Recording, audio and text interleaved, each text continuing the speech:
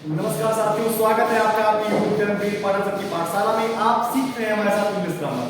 आज हम इस वीडियो में जिस टेंस की बात करने वाले हैं वो है पास्ट इंडेफिनिट टेंस। तो पास्ट इंडेफिनिट टेंस में कैसे हम उनको हैंडल करते हैं, कैसे उनको ट्रांसलेट करते हैं हिंदी वाक्यों को इंग्लिश लैंग्वेज में, आइए हम इस वीडियो में सीखना शुरू करते हैं। तो बिना लेट हुए आइए हम कुछ एग्जाम्पल्स के माध्यम से सीखना शुरू करते हैं। तो सबसे पहले किसी भी टेंस को ट्रांसलेट करने के लिए हमें जो जरूरी होता है जानना वो है उसकी पहचान। क्या है? पहचान। तो सबसे पहले हम पहचान की चर्चा करेंगे। आप लोग स्क्रीनशॉट ले लीजिएगा क्योंकि हम उसके बाद चीजों को इरेज कर लेते हैं। आपको पता है कि इतना स्पेस नहीं होता है कि चीजों को कंप्लीटली मेंटेन रखें। तो जब मैं कहूंगा तो आप लोग स्क्रीनशॉट ले लीजिएगा। पहचान में क्या होता है? जिन हिंदी वाक्यों के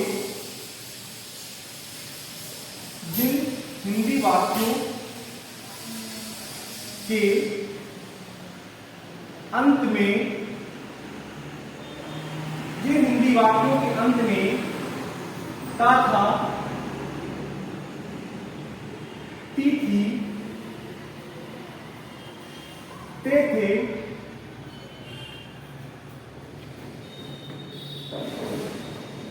या था, की थी, ये थे, या फिर या, आ, ई आदि शब्द जिन हिंदी वाक्यों के अंत में ता था, ती थी, ते थे, या था, ई थी, ये थे, या, आ, ई आदि शब्द आते हैं पास्ट इंडेफिनिट टेंस के सेंटेंस कहलाते हैं। पास्ट इंडेफिनिट टेंस के सेंटेंसेस कहलाते हैं। आप इस पहचान की स्क्रीनशॉट ले लीजिए। इसकी स्क्रीनशॉट ले लीजिए। जिन हिंदी वाक्यों के अंत में ता था, ती थी, ते थे, या था, ये थी, ये थे, या, आ, ई आदि शब्द आते हैं पास्ट इंडेफिनिट टेंस के सेंटेंसेस कहलाते हैं। जैसे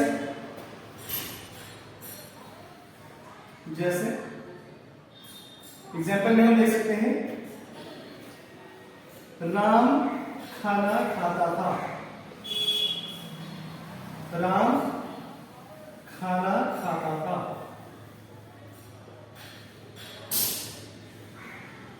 तो आप देखिए अंदर क्या आ गया? ता था। क्या आ गया? ता था। तो जब ता था आ गया तो हमें पता चल गया कि पहचान में हमारे क्या लिखा हुआ है? यदि हिंदी वाक्य के अंत में ता था, ती थी, ते थे, या था, ई थी, ये थे, आ, ई, ए आदि शब्द आ जाए तो पास्ट इंडेफिनिट टेंस का सेंटेंसेस होते हैं। तो क्या हो जाएगा इसका कंडीशन? राम ये था, राइट। मीरा गाना गाती थी।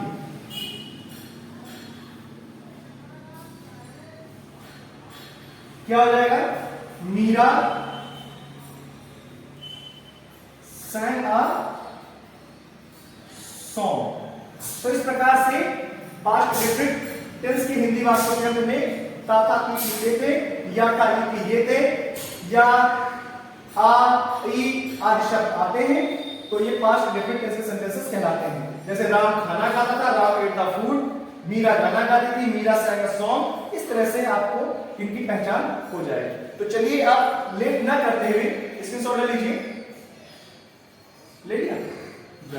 चलिए, तो अब हम बिना लेट हुए हम शुरू करते हैं कुछ अफर्मेटिव सेंटेंसेस के टेंसेस को ट्रांसलेट करना। जैसे कि एक्सरसाइज में देखिए, एक्सरसाइज में हम लोग शुरू करते हैं अफर्मेटिव की।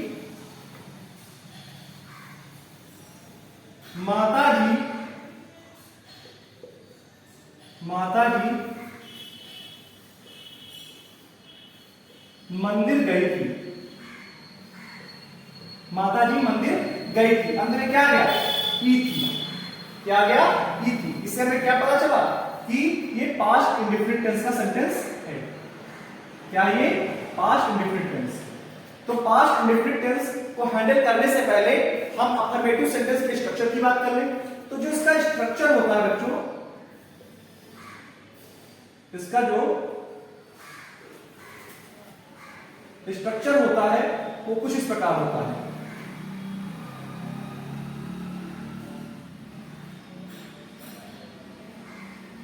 स्ट्रक्चर कुछ इस प्रकार से होता है। सब्जेक्ट प्लस हेल्पिंग वर्ब में डिड आता है। अच्छा, अफर्मेटिव बच चुकी, हेल्पिंग वर्ब आएगी नहीं, तो अभी आप अलग ही लिखिए सारे स्ट्रक्चर। तो सब्जेक्ट प्लस वर्ब की सेकंड फॉर्म प्लस ऑब्जेक्ट, नहीं तो सब मिसमैच हो जाएगा। आप सारे सेंटेंसेस के स्ट्रक्चर अलग अलग लिखिए, अफर्मेटिव का, नेगेटिव का, इंट्रोगेटिव नेगेटिव, इंट्रोगेटिव सबका अलग लिखिए। तो जो हमारे अफर्मेटिव सेंटेंस होंगे उसमें स्ट्रक्चर क्या होगा, सब्जेक्ट प्लस वर्ब की सेकंड फॉर्म प्लस ऑब्जेक्ट। तो चलिए, सब्जेक्ट क्या है हमारा, माता जी। वर्ब क्या है, गई थी, यानी कि जाना। कहां गई थी, मंदिर, राइट। तो सबसे पहले आप सब्जेक्ट लाइए, फिर वर्ब लाइए, फिर ऑब्जेक्ट लाइए, राइट। तो सब्जेक्ट क्या है हमारा, माता जी, यानी कि द मदर,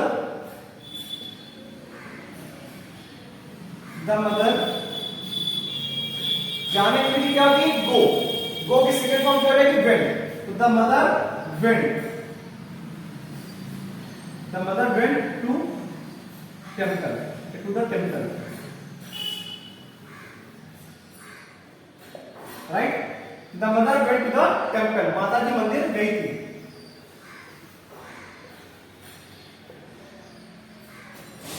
पिताजी ने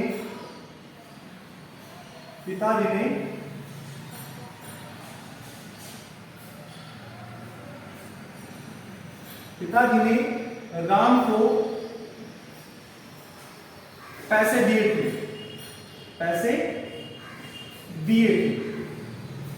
अब देखिए आप क्या गया, दिए थे, ए थे, आ था, ए थे, ई थी, ये सब आ जाए तो क्या होगा, जिन हिंदी वाक्यों के अंत में आ था, ई थी, ये थे आदि शब्द आ जाए तो वो पास्ट इंडेफिनिट टेंस के सेंटेंस कहलाते हैं। तो ये भी क्या है हमारा, पास्ट इंडेफिनिट टेंस,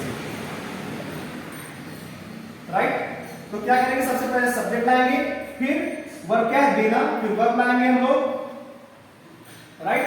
उसके बाद क्या करेंगे, फिर बाकी शेष वर्ड जो भी ऑब्जेक्ट के तौर पे आएंगे या अदर वर्ड्स के तौर पे आएंगे उनको लेकर के आएंगे।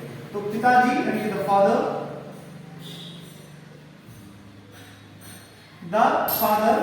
देने के लिए क्या होती है भाई, गिव की सेकंड फॉर्म क्या होती है, गिव। द फादर गिव, क्या दिया था, money. The father give the money, किसे, पिताजी ने राम को पैसे दिए। The father give the money to the Ram, to Ram. The father give the money to Ram. समझ में आया, चलिए, वेरी गुड। पढ़ने में तो आप अच्छे हैं ही। चलिए, एक दो एग्जाम्पल और करते हैं।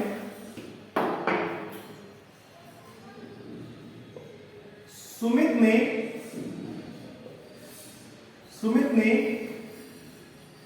या सुमित स्कूल गया था, सुमित स्कूल गया था। अब अंत में क्या गया, या था। इससे क्या पता चला कि पास्ट इंडेफिनिट टेंस है। सबसे पहले आप अंत में जाएंगे बिना कुछ विचार किए, सेंटेंस की पहचान यही से होती है। सुमित स्कूल गया था। अच्छा, एक चीज आप और ध्यान दीजिए, हालांकि मैं इससे पहले जब आपको प्रेजेंट पढ़ा रहा था तो काफी एक्सप्लेन किया हूं, इसलिए मैं ज्यादा उस पर बात नहीं कर रहा था, लेकिन एक बार आपको रिमाइंड करा दूं कि सबसे पहले affirmative, negative, interrogative, interrogative, negative, इसकी पहचान कैसे करेंगे आप सेंटेंस मुझे पढ़ते हैं तो सुमित स्कूल गया था, इसमें नहीं आया है, नहीं, तो नहीं आया तो इसलिए नेगेटिव नहीं है। कब, क्यों, कहां, कैसे, जैसे शब्द नहीं आए तो ये इंट्रोगेटिव नहीं है। और बचा क्या, अब चूंकि नहीं है, प्रश्नवाचक शब्द नहीं है तो इंट्रोगेटिव नेगेटिव तो हो नहीं सकता, तो बचा क्या, बचा अफर्मेटिव। तो इसलिए हम अफर्मेटिव तो पढ़ रहे हैं, तो ये अफर्मेटिव सेंटेंस है, राइट। तो आप पास इसी तरह से देखेंगे कि नहीं शब्द आया या नहीं आया है तो ठीक है, नेगेटिव नहीं है। अगर कब, क्यों, कहां, कैसे शब्द नहीं आए तो इंट्रोगेटिव नहीं है, फिर अफर्मेटिव बचता है, तो अफर्मेटिव हो जाता है। तो सुमित स्कूल गया था, सब्जेक्ट हमारा सुमित हो जाएगा, जाना हमारी वर्ब हो जाएगी और स्कूल क्या हो जाएगा, ऑब्जेक्ट हो जाएगा। तो लाइए सुमित कहां गया, स्कूल गया था, तो सुमित गया था यानी कि सुमित वेंट कहां, स्कूल, टू स्कूल। ओके,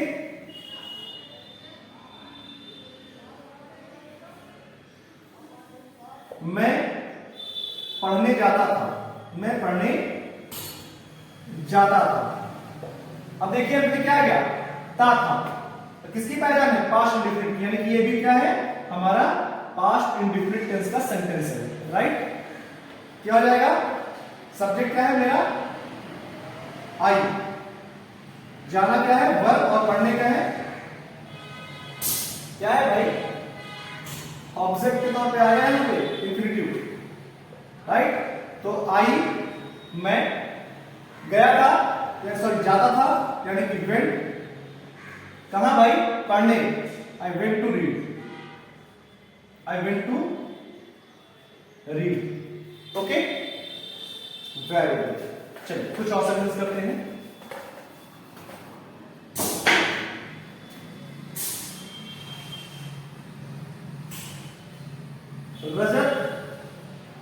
रजत खेत में काम करता था,